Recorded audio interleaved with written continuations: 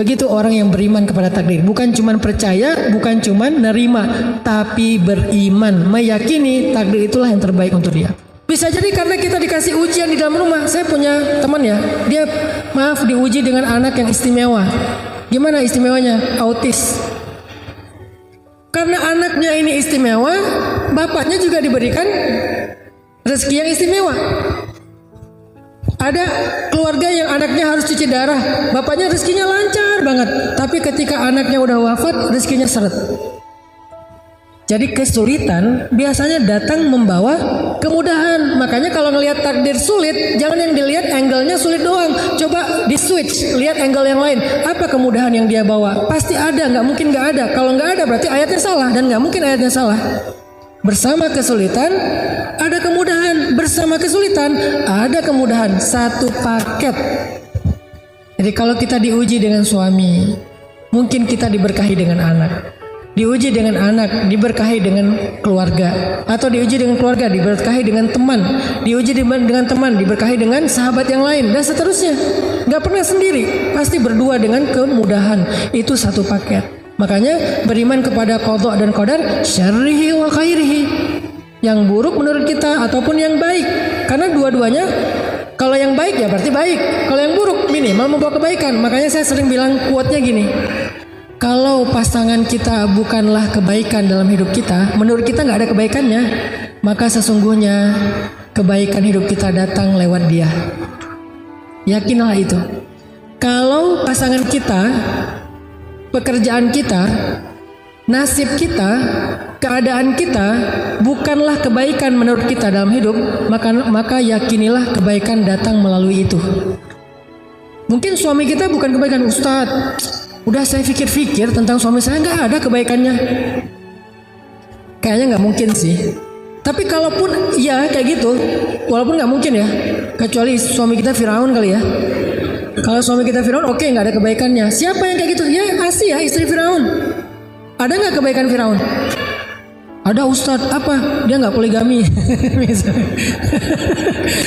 Itu bukan kebaikan. Misalnya Firaun, sebutlah Firaun sebagai ujian bagi Asia. Kan nggak ada kebaikan Firaun kan? Nggak mungkin ada orang bilang, menurut saya Firaun itu baik juga sih. Sebetulnya Firaun itu kasihan ya. Ada yang kasihan sama Firaun?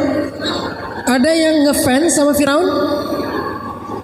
Dek, namanya siapa? Firaun, Om. Loh, kok namanya Firaun? Soalnya ayah aku ngefans banget sama Firaun. Nggak ada ya? Mau orang Islam, mau orang Nasrani, mau orang Yahudi, nggak ada yang ngefans sama yang namanya Firaun. Lintas agama loh, itu musuh bersama itu. Saking nggak ada kebaikannya Firaun. Kalau ada satu saja kebaikan Firaun, Allah udah kasih dia hidayah. Karena Allah nggak akan menyia-nyiakannya ya. Karena nggak ada sama sekali kebaikan Firaun, makanya nggak dikasih hidayah. Makanya dia dibinasakan. Nah, kok Asia dikasih suami yang nggak ada kebaikan sedikit pun? Kalau Asia boleh bilang memang nggak ada kebaikan pada suami saya. Kalau kita nggak bisa sih. Memang suami kita Firaun. Suami saya, emang suami ibu siapa? Ustaz. Firaun bukan Firman. Ya tetap ada kebaikan. Kalaupun menurut kita nggak ada kebaikan kayak Firaun misalnya, maka sesungguhnya kebaikan datang melalui Firaun. Apa kebaikannya Asia melalui Firaun? Dengan ujian Firaun, Asia bersabar, maka Allah berikan kebaikan yang sangat besar kepada Asia. Apa? Satu, Allah jadikan Asia itu satu dari 4 perempuan sempurna di muka bumi. Cuma ada 4. Asia, Sayyidah Maryam, Sayyidah Khadijah, Sayyidah Fatimah. Kok nggak ada Aisyah? Aisyah itu perempuan istimewa. Beda kategori. Kalau yang ini istimewa, yang ini sempurna. Beda-beda. Semuanya juga baik, semuanya juga keren.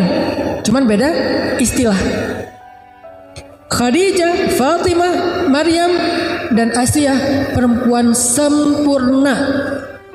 Allah sempurnakan dia justru karena kekurangan lewat suaminya. Satu. Kedua, apalagi kebaikan Asia yang sangat besar justru datang bersama kesulitan Firaun. Allah jaminkan Asia masuk surga. Bahkan Asia sudah bisa melihat surganya dibuka hijab ketika Asia masih di bumi. Masih di bumi bisa ngelihat surga, sehingga wafatnya walaupun tersiksa dalam keadaan tersenyum. Kenapa kok malah tersiksa tapi tersenyum? Karena melihat surganya. mencium aroma surga, merasakan indahnya angin surga, melihat pemandangan surga yang akan ditempati, sehingga rasa siksaannya Asia itu nggak kerasa, ketutup sama indahnya nikmatnya surga. Itu namanya fa inna ma'al usri yusra, inna ma'al usri yusra. Itu poin kedua tentang takdir. Poin pertama, pentingnya belajar takdir ternyata untuk healing. Poin kedua, gimana cara kita ngelihat takdir? Lihatlah takdir dengan iman, dengan husnuzzon billah, berbaik sangka kepada Allah. Nggak boleh kita ngelihat takdir seperti kacamata qadariyah, bahwa semuanya kita yang tentukan, atau kacamata jabariyah, bahwa semuanya udah diatur, kita mah nggak ada peran apa-apa, jadi nggak usah ngapa-ngapain. Tapi kita melihat takdir dengan iman dan husnuzzon, yakin bahwa ini yang terbaik. Mau yang kita anggap buruk, apalagi yang kita anggap baik, itulah yang terbaik. Kalau yang kita anggap baik, ini udah paling terbaik, nggak ada yang lebih baik lagi dari ini untuk kita. Kalau yang kita anggap buruk, bersama dia ada kebaikan, atau di dalamnya ada kebaikan, kita aja yang menganggapnya buruk. Pakai surat Al-Baqarah, wa asa an takrahu syai'an huwa khairul lakum. Pakai surat An-Nisa, wa asa an takrahu syai'an wa yaj'allahu fihi khairan katsira. Pakai surat Al-Insyirah, fa inna ma'al usri yusra, inna ma'al usri yusra. Ini poin kedua cara kita memandang takdir. Baru poin yang ketiga, apakah takdir bisa berubah? Coba teman-teman sekalian buka firman Allah di dalam surat Ar-Ra'd ayat 39. Ada berita gembira buat kita di dalam ayat ini. Surat Ar-Ra'd ayat 39. A'udzu billahi minasy syaithanir rajim. Bismillahirrahmanirrahim. Yamhullahu ma yasha'u wa yuthbit. Yamhullahu ma yasha'u wa yuthbit wa 'indahu ummul kitab. Apa artinya? Allah menghapus apa yang Dia kehendaki dan menetapkan, dan di sisinya lah ada ummul kitab. Pertanyaannya, apa maksud dari ayat ini menghapus dan menetapkan? Sekurang-kurangnya ada 3 tafsiran dari para ulama tafsir, tetapi kita memilih tafsiran yang ketiga karena itu jumhur, mayoritas pendapat ulama. Pendapat yang pertama yang dihapus itu adalah syariat. Syariat terdahulu dihapus dengan datangnya Rasul yang berikutnya. Syariat Islam menghapus syariat Nasrani dan Yahudi karena dia menyempurnakan. Di dalam Islam sendiri ada ayat nasikh mansukh, ada hukum syariat yang dihapus dan yang menghapus. Contohnya tentang waris. Dulu di zaman Madinah sebelum Fathu Makkah, itu tuh hukum waris tuh beda dengan sekarang. Hukum warisnya gimana? Dulu saudara angkat itu menjadi ahli waris, boleh mendapatkan warisan dari saudara angkatnya yang meninggal. Kalau orang Ansor meninggal, saudara angkatnya dari Muhajirin itu mendapatkan hak warisan sama seperti anak. Makanya dulu ada mu'akhad bainal Muhajirin wal Ansor, ada persaudaraan antara Muhajirin dengan Ansor. Saudara angkat itu bisa mendapatkan warisan dari keluarga angkatnya sebelum Fathu Makkah, karena Muhajirin masih miskin, masih susah. Setelah Fathu Makkah, hukum itu dirubah karena nggak ada kebutuhan lagi. Maka setelah Fathu Makkah, saudara angkat tidak lagi boleh menerima warisan dari keluarga saudara angkatnya. Dia boleh menerima hibah dan seterusnya. Tapi kalau warisan nggak bisa, hanya anak biologisnya, dan itu sesuai dengan pernikahan. Kalau biologis tapi tidak pernikahan juga nggak dapat. Nah, ini artinya menghapus. Ini tafsiran pertama ya. Banyak contoh-contoh yang lain. Yang kedua, yang menghapus di sini apa? Dosa.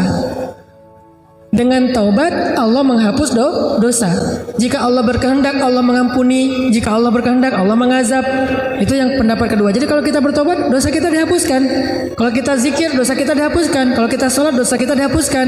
Orang yang sholat 5 waktu sehari itu kayak orang yang mandi di sungai sehingga nggak ada lagi kotoran di tubuhnya, dihapuskan. Itu tafsiran yang kedua. Tapi tafsiran yang paling banyak ulama tafsir yang dihapus di sini adalah takdir. Pertanyaannya takdir yang gimana yang dihapus? Kok ada kata-kata umul kitab? Bukankah ada hadis rufi'atil aqlam wa juffatis suhuf? Pena sudah diangkat sementara kertas sudah kering. Terus juga ada hadis Nabi Bukhari Muslim bahwa manusia dalam kandungan ibunya setelah 40 hari dibentuk menjadi segumpal darah, kemudian segumpal daging, kemudian dibentuk rupa, lalu ditiupkan ruh, lalu datanglah malaikat untuk mencatat ajalnya, rezekinya, bahagianya, sengsaranya, kan udah dicatat semua. Terus yang dihapus yang mana? Jadi teman-teman, yang dihapus itu adalah kata para ulama tafsir keadaannya, bukan kejadiannya. Contoh, kita matinya kapan? Itu udah takdir tercatat di Lauhul Mahfuz. Nama lain dari Lauhul Mahfuz itu adalah Ummul Kitab. Sebelum kita diciptakan itu udah ditulis di Lauhul Mahfuz. Ketika kita diciptakan ditulis ulang lagi oleh malaikat. Jadi 2 kali kita dicatat. Dicatat yang pertama di Lauhul Mahfuz, namanya Ummul Kitab, wa indahu Ummul Kitab, di sisi Allah, nggak ada yang tahu, malaikat juga nggak tahu. Kemudian Allah suruh malaikat untuk menulis ulang ketika di dalam rahim ibu, baru malaikat tahu. Udah dicatat tuh, kapan ajal kita, mati kita kapan, di mana. Tapi keadaannya Allah yamhu wa yuthbit. Allah berkehendak untuk menghapus dan menetapkan, tapi semuanya ada dalam ilmu Allah, disebut dengan qada. Qada itu artinya ilmu, pengetahuan Allah. Bukankah Allah punya sifat ilmun, kudrat, iradat ya?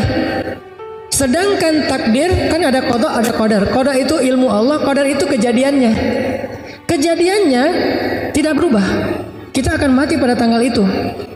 Tetapi keadaannya bisa husnul khotimah, bisa su'ul khotimah.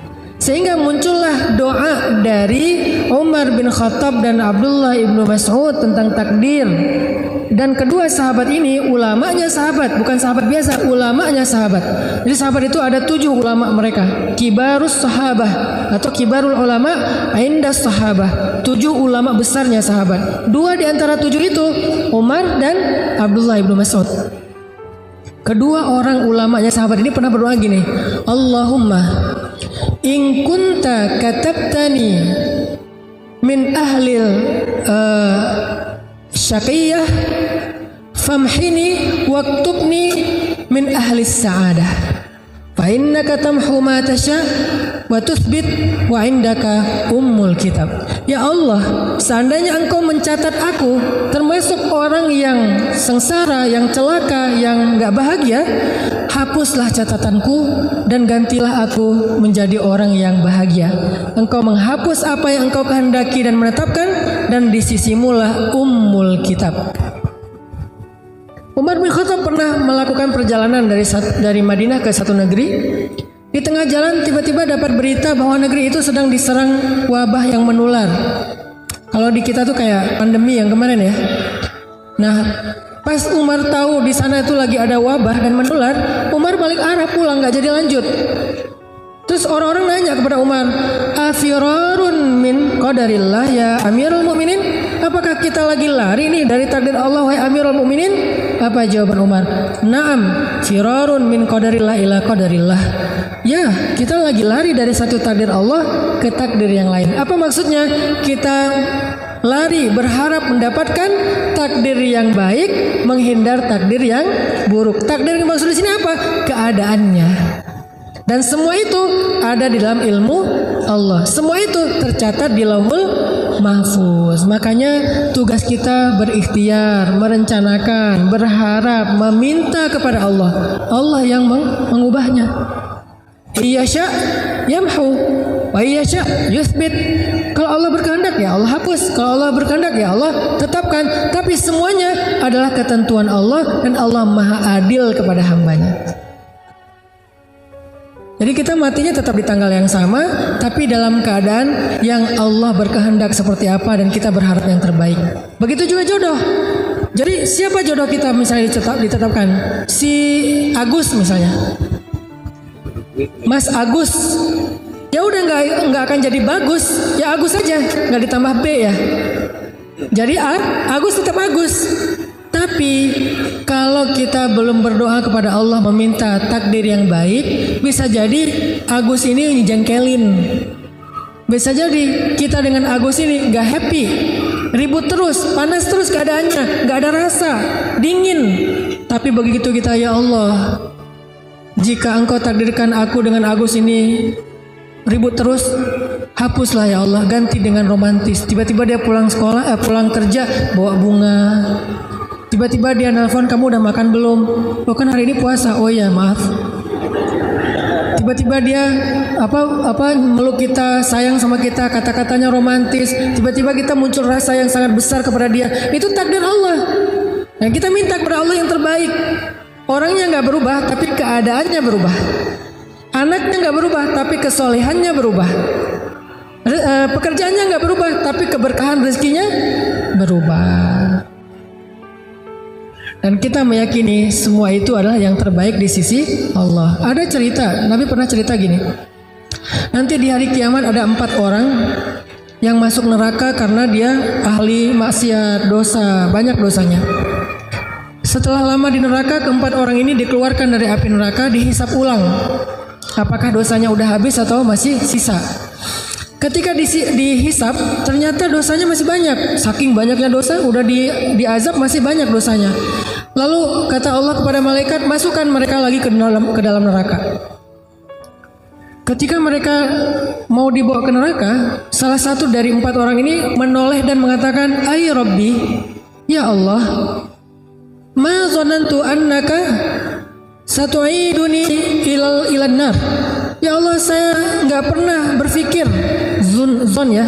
Saya nggak pernah berpikir Engkau akan memasukkan saya lagi ke api neraka. Justru saya berpikir Engkau akan memasukkan saya ke surga ya Allah. Saya pikir Engkau sudah mengampuni dosa saya ya Allah. Saya nggak pernah berpikir Engkau akan memasukkan saya lagi ke dalam neraka. Dia husnuzon kepada Allah. Dia husnuzon kepada Allah. Kemudian Allah berfirman kepada para malaikat, wahai malaikat, benarlah hambaku dengan prasangkanya, maka dengan rahmatku masukkanlah dia beserta 3 temannya ke dalam surga. Bayangin, orang yang takdirnya masuk neraka, Allah rubah jadi masuk surga hanya dengan berbaik sangka kepada Allah. Itu dahsyatnya berbaik sangka kepada Allah.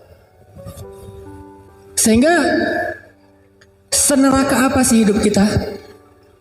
Coba, seneraka apa hidup kita? Sama nggak dengan neraka? Yang nggak jauh. Jadi kalau neraka aja bisa berubah menjadi surga, apalagi hidup kita yang nggak neraka-neraka banget sih? Walaupun kita bilang hidup saya neraka banget, Ustaz, enggak, jauh dari neraka. Kita aja nggak tahu gimana azab api neraka ya. Hidup kita tuh nggak neraka sama sekali, walaupun nggak surga-surga banget juga sih. Hidup kita tuh nggak neraka-neraka banget. Jadi ngapain kita berputus asa seolah-olah nggak bisa bahagia? Orang yang dari neraka aja Allah takdirkan masuk surga dengan berbaik sangka kepada Allah.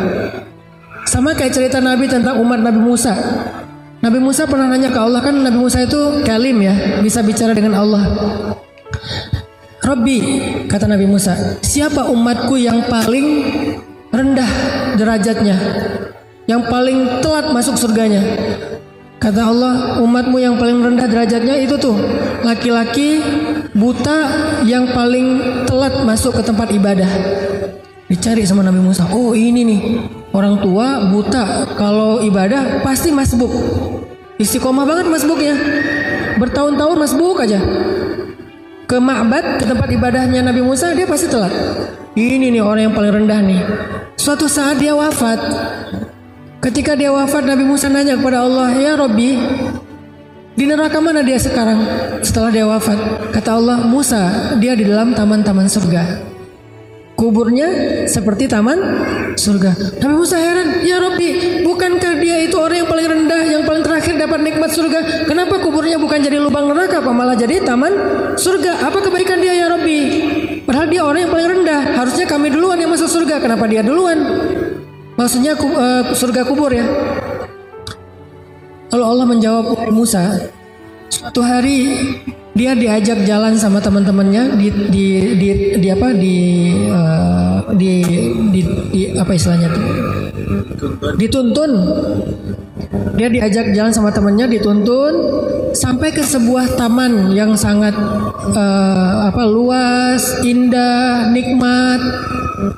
Terus temannya bilang, taman ini luas banget ya, kata temannya. Terus dia bilang gini, enggak, sesungguhnya rahmat Allah lebih luas. Dia cuma ngomong gitu, berbaik sangka kepada Allah. Enggak, sesungguhnya rahmat Allah itulah yang paling luas. Wahai Musa, benarlah hambaku, rahmatku luas, maka dengan rahmatku aku rubah takdirnya menjadi ahli surga. Sama kayak nenek di zaman Nabi Musa juga. Nabi Musa itu ceritanya banyak banget, baik dalam Al-Quran maupun di hadis.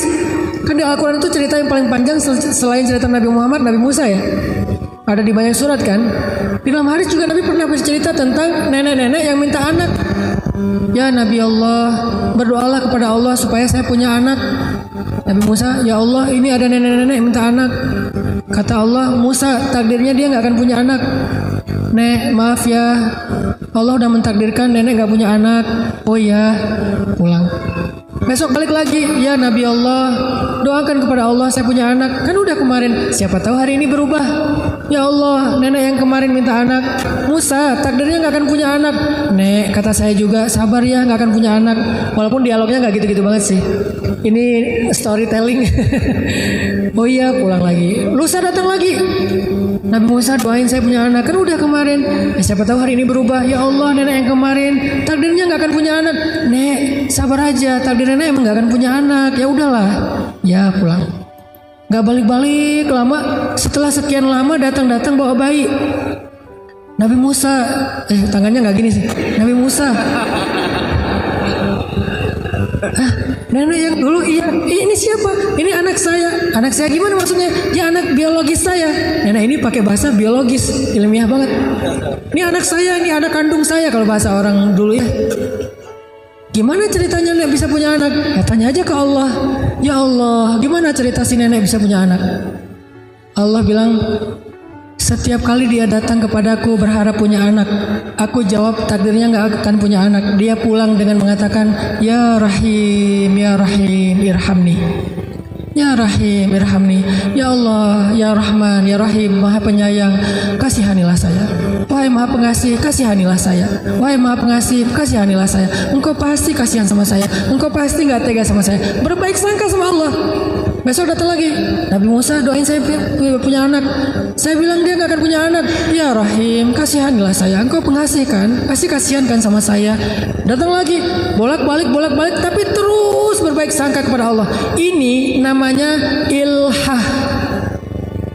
Bahasa Arabnya ilhah. Ilhah itu artinya merengek.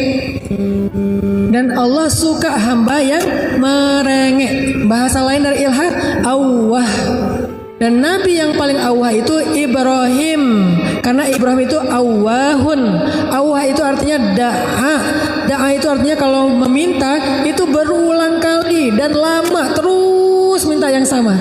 Sebagaimana Nabi Ibrahim minta anak sampai 50 tahun, Nabi Zakaria minta anak juga 50 tahun, gak pernah berubah.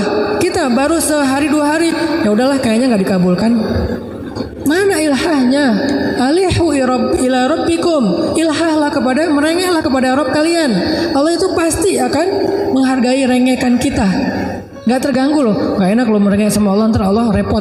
Siapa bilang Allah repot? Allah sibuk tapi gak repot. Emang Allah sibuk sih? Kulla yaumin huwa fi sya'n. Setiap hari Allah sibuk, tapi wala ya'uduhu hifdhuhu, mah gak pernah repot. Akhirnya karena nenek ini merengek berbaik sangka sama Allah, kata Allah, dengan rahmatku aku rubah takdirnya sehingga dia punya anak. Makanya merubah takdir itu adalah hak Allah, tapi Allah maha adil, maha syakur. Sehingga Allah berfirman dalam hadis qudsi, wahai hamba-hambaku, sesungguhnya aku mengharamkan kepada diriku zalim, maka janganlah kalian berlaku zalim kepada sesama kalian. Allah aja mengharamkan dirinya dari sifat zalim. Gak mungkin Allah zalim sama kita. Berarti Allah itu adil. Kebalikan dari zalim kan? Allah itu adil. Kalau kita berbaik sangka, Allah pasti menunjukkan persangkaan kita. Kalau kita berharap, Allah pasti nggak akan mengecewakan kita. Kalau kita meminta, Allah pasti ngabulin permintaan kita. Pasti dengan kehendak Allah. Sehingga Allah yang berkuasa, yamhu wa yuthbit, menghapus dan menetapkan, tetapi Allah juga maha adil dan maha syakur. Semoga 3 poin ini bisa menjelaskan maksud dari beriman kepada takdir dalam konteks kehidupan kita. Sekarang apapun masalah kita, coba lihat itu dari angle iman kepada takdir. Bukan cuma percaya, bukan cuma nerima, tapi meyakini itu yang terbaik. Tapi kata kuncinya, kita mengusahakan, kita merencanakan, kita mengikhtiarkan, Allah yang menentukan, dan Allah pasti menentukan yang terbaik untuk kita. Kalau kita anggap itu buruk, maka bisa jadi di dalamnya ada kebaikan, atau keburukan itu membawa kebaikan. Barakallahu fikum.